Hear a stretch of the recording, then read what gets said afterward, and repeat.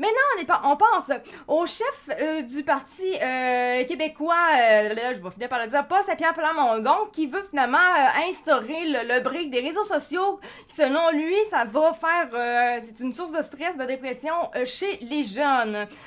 Ça... Soit dit en passant, ben en fait, je peux aller le chercher, oui, mais j'ai fait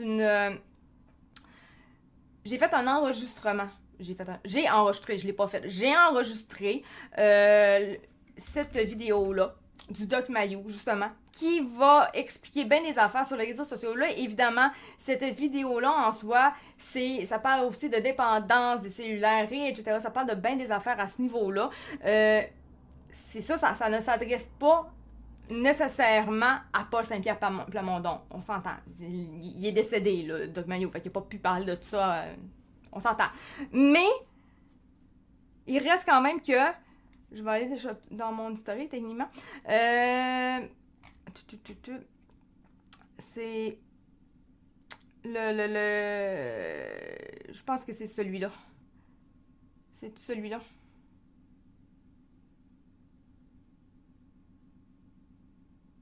Ouais, ça ressemble pas mal à celui-là, d'après moi.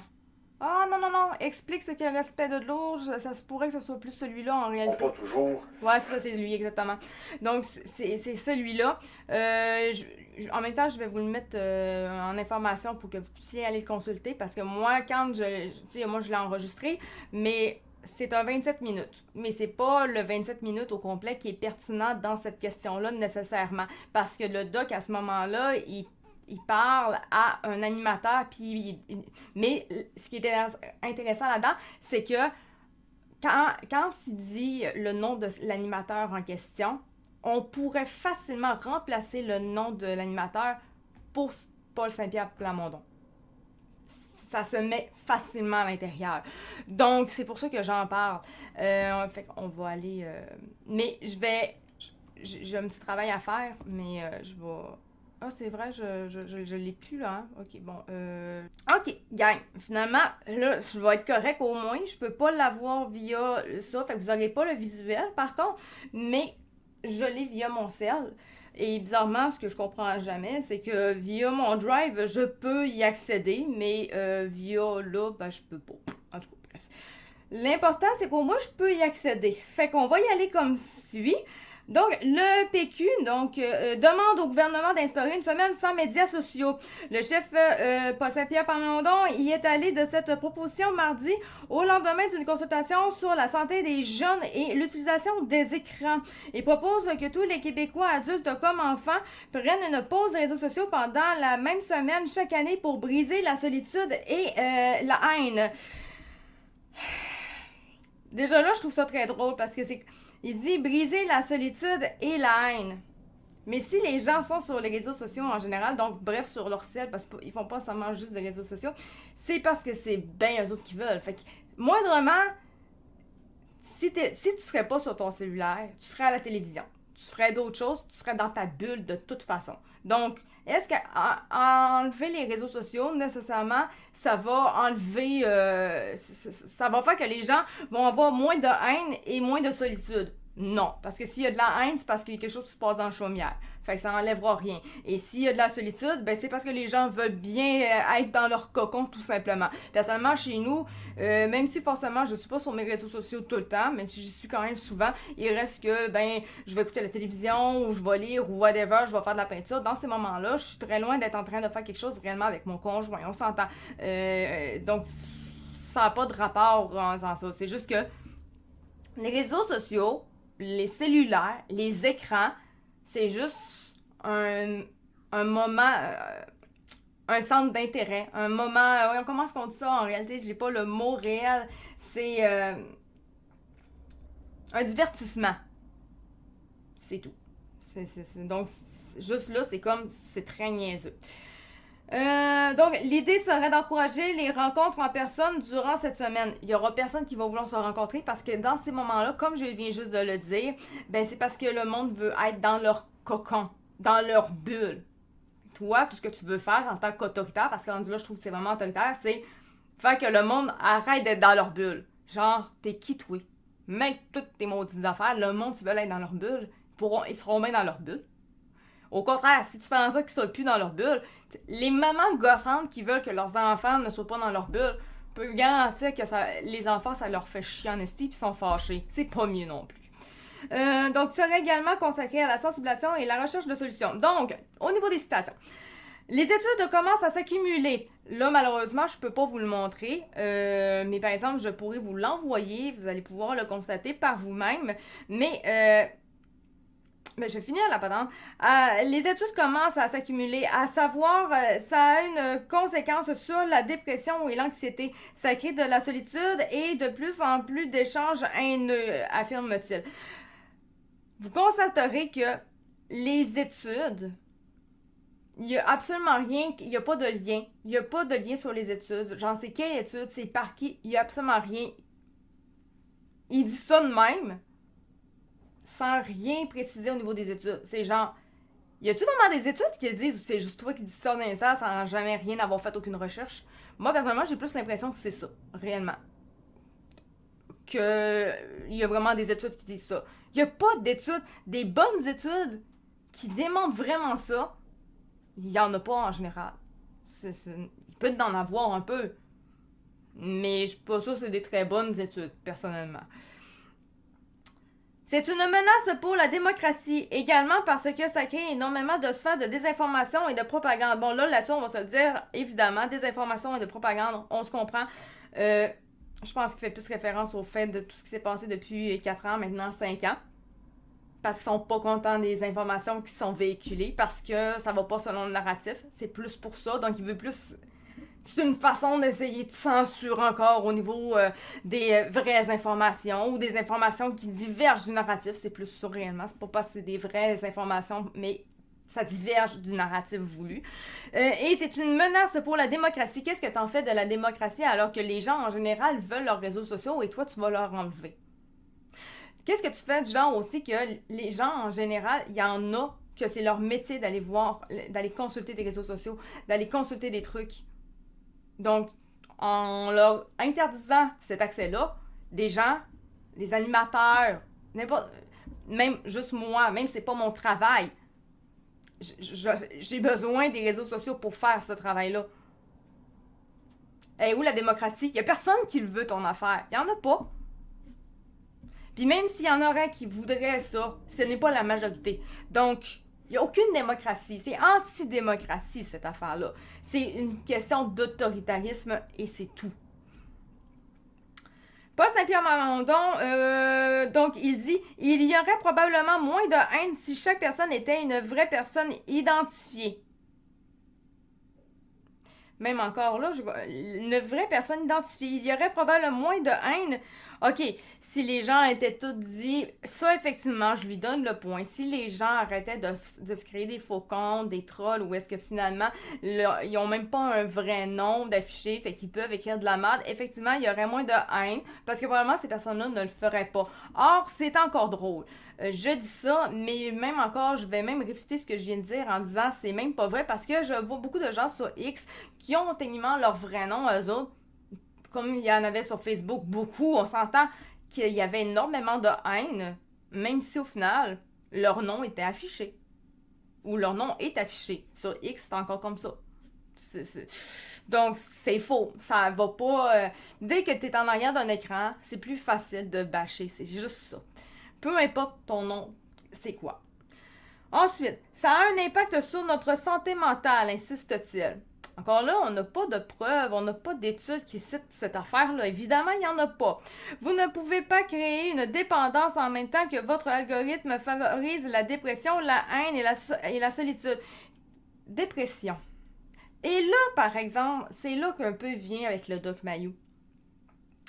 Si la personne est en dépression, vit de la haine et dans la solitude, la majorité des problèmes qui vont se passer réellement dans sa vie, c'est ça qui lui cause, c'est dans sa vie, en arrière des portes closes à la maison. Ou au bureau. Ce n'est pas les réseaux sociaux qui font que la personne est en dépression. Ça n'a aucun lien ensemble. Et c'est là que je trouve que là-dedans, Paul Saint-Pierre Plamondon, Si ça avait été le Doc Mayou, il l'aurait carrément traité de féminisé. Parce que c'est juste des féminisés qui parlent comme ça. Ah, les réseaux sociaux, faut faire arrêter ça parce que ça apporte de la haine, ça apporte... T'es trop solitaire, t'es trop tout seul dans ton cocon, c'est pas bien, faut te socialiser. C'est comme, qu'est-ce... Je suis peut-être juste pas une personne qui veut se socialiser. Peut-être qu'à ce moment-là, je suis peut-être en général une personne qui veut socialiser, mais peut-être qu'à ce moment précis-là, au moment où est-ce que je suis sur mon cellulaire, genre, je veux peut-être juste être dans ma bulle à ce moment-là. T'es qui, toi, pour m'obliger à socialiser, pour m'obliger à... Non! Ça peut créer de la haine en réalité. Ça peut choquer une personne parce que là, tu rentres littéralement dans ma vie privée en train de faire... Dans mon cocon, pas dans ma vie privée en soi, mais dans mon cocon, en train de me dire qu'est-ce que je devrais faire. T'es qui, toi, pour dire qu'est-ce que je devrais faire? Mêle-toi de tes affaires. Et c'est ça. Donc, la dépression, la haine et la solitude, j'ai pas mon dire, ce qui cause réellement ces problèmes-là pour de vrai, c'est beaucoup plus ce qui se passe dans la vie de la personne, la réalité, plutôt que les réseaux sociaux pour de vrai. Oui, les réseaux sociaux, ça peut apporter la solitude, on s'entend. Mais une personne elle est très sociale et elle a vraiment envie de voir le monde, elle s'enfermera pas dans ses réseaux sociaux tout seul toute la journée. Elle va aller voir son monde. Personnellement, mes beaux-parents, c'est des personnes ultra sociales. Ils passent 0% de leur temps à être sur les réseaux sociaux. Ils sont tout le temps partis. Ils vont voir du monde. Ben, c'est parce qu'ils veulent. Au contraire, moi, je suis une personne beaucoup plus antisociale. J'ai pas de problème avec les autres en soi, mais ça me fait vraiment, vraiment, vraiment du bien d'être seule à la maison dans mes affaires. Ça me dérange pas de voir du monde à l'extérieur, mais j'en ai pas besoin de beaucoup pour de vrai. Ben, et ça, c'est la chose d'ailleurs, quand on parlait de haine, c'est la chose d'ailleurs qui me gosse le plus. De là me dire, les personnes qui sont sociales veulent forcer toujours les personnes qui sont bien chez eux dans leurs affaires. Les sortir de leur zone de confort au nom que c'est mieux comme ça parce qu'il faut être social dans la vie. C'est comme, ok, mais moi j'ai pas envie. Pourquoi est-ce que tu veux me forcer? Parce que toi tu es social, tu veux me forcer à être quelque chose que je ne suis pas. Le respect, il est où là-dedans? Il n'y a pas de respect.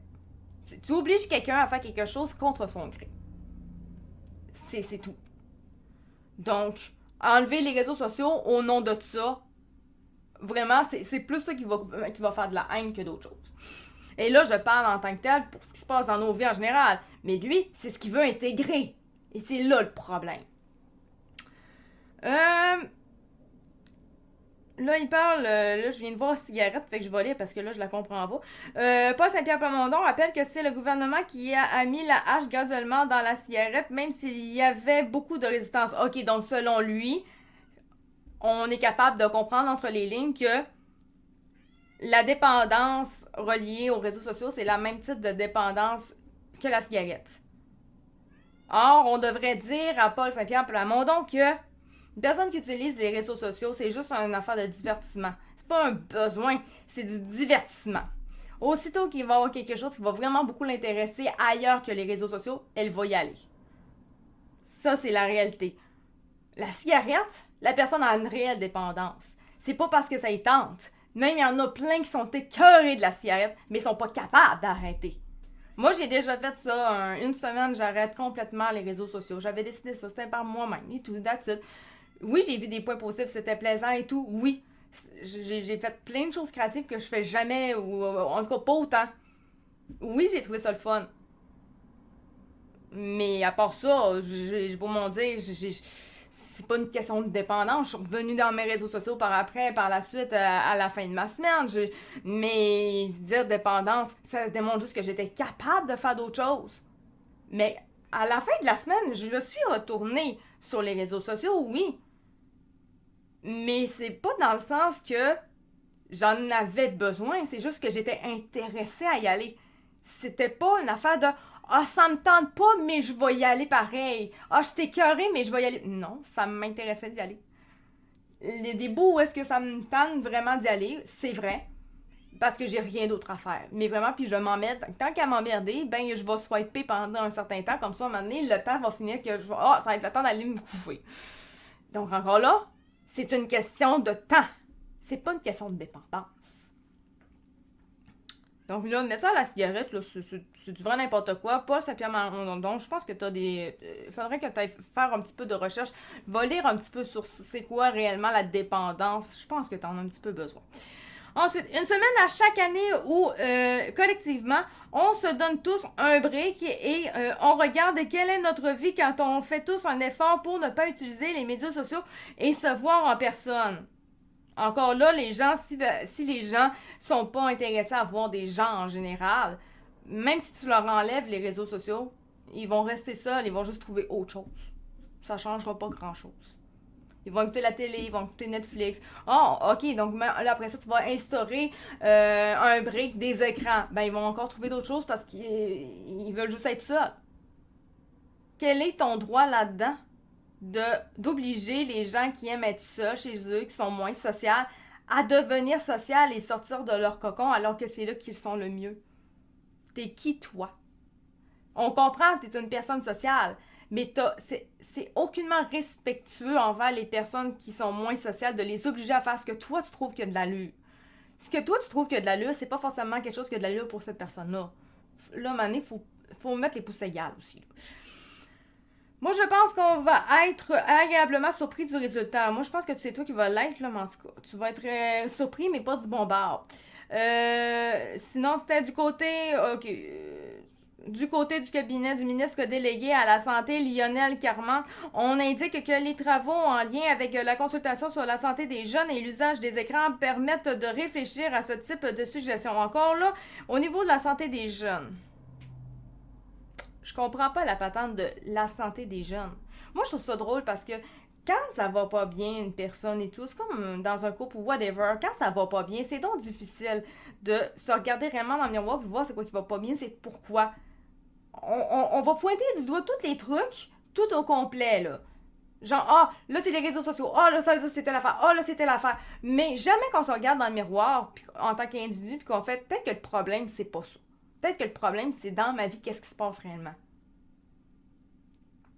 Au niveau de la santé mentale, si on en parle, la santé mentale allait pas parfaitement avant que les réseaux sociaux arrivent. Elle existait déjà, la mauvaise santé mentale, avant que les réseaux sociaux arrivent. Il y avait, même d'ailleurs, soit dit en passant, on peut en parler de ça. Il y avait beaucoup de ressources pour les gens en santé mentale. Bizarrement, maintenant, il n'y en a plus. Ils sont laissés aller, les gens en santé mentale. On leur donne des pilules, mais on les laisse faire n'importe quoi dans la société. Et après ça, on vient dire qu'il y a des problèmes de santé mentale, puis on dit que c'est les réseaux sociaux le problème. C'est-tu vraiment les réseaux sociaux le problème, ou c'est le fait qu'on a juste arrêté de mettre de l'argent là-dedans, puis qu'on s'en occupe plus? Tu sais, quand je dis on pointe toujours les choses, mais jamais la bonne affaire, la source du problème. La source du problème, c'est pas les réseaux sociaux qui ont créé la santé mentale. Le problème de santé mentale. C'est pas les réseaux sociaux, ça n'existait même pas à l'époque quand ça a commencé, les problèmes de santé mentale. Ça n'existait même pas. C'est vieux comme le monde, la santé mentale.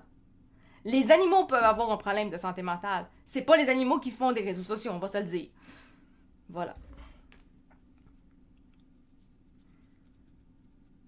Nous sommes très conscients de l'importance de la sensibilisation et de la prévention. Mais à quelque part, ça me fait un peu penser, c'est comme à l'époque des affaires, les jeux vidéo. On pointait tout sur les jeux vidéo. Oh, c'est à cause des jeux vidéo que les enfants sont violents ici et ça. Alors que finalement, c'est clairement pas les jeux vidéo qui ont inventé la Première et la Deuxième Guerre mondiale. Mettre le doigt partout sauf à la bonne place. Mais ça fait tellement féminiser. Un vrai homme n'ira pas trouver des poux faire « Ah, oh, t'es trop seul. Tu sais, faut pas aller... On va y aller de même. Imaginez-vous, là. Est-ce que c'est le père qui va aller voir son flot dans sa chambre d'adolescent, puis il va aller lui dire...